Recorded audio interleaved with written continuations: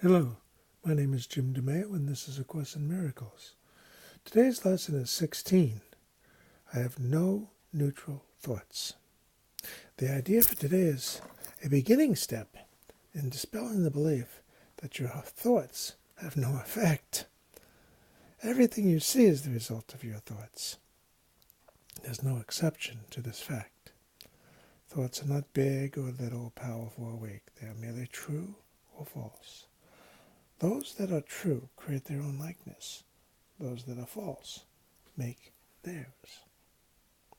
There is no more self-contradictory concept than that of idle thoughts. What gives rise to the perception of a whole world can hardly be called idle. Every thought you have contributes to truth or to illusion. Either it extends the truth or it multiplies illusions. You can indeed multiply nothing, but you will not extend it by doing so.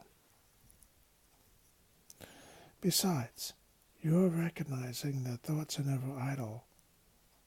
Salvation requires that you also recognize that every thought you have brings either peace or war, either love or fear.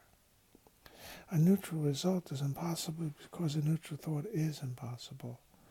There's such a temptation to dismiss fear thoughts as unimportant, trivial, and not worth bothering about, that it is essential you recognize them all as equally destructive, but equally unreal.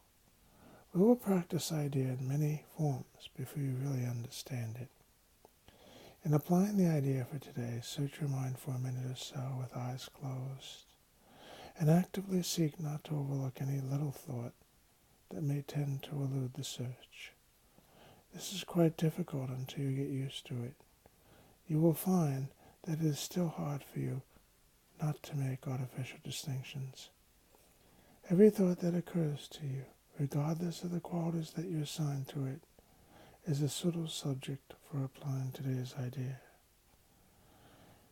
In the practice periods, first repeat the idea to yourself, and then as each one crosses your mind, hold it in awareness while you tell yourself, this thought about is not a neutral thought. That thought about is not a neutral thought. As usual, use today's idea whenever you are aware of a particular thought that arouses uneasiness. The following form is suggested for this purpose.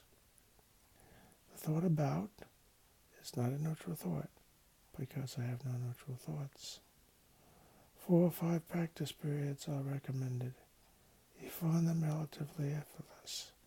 If strain is experienced, 3 will be enough. The length of the practice period should also be reduced if there is discomfort. So here he is, continuing to help us understand that what we think is the whole deal. What we think is manifested. This means responsibility, not guilt, not shame, 100% responsibility.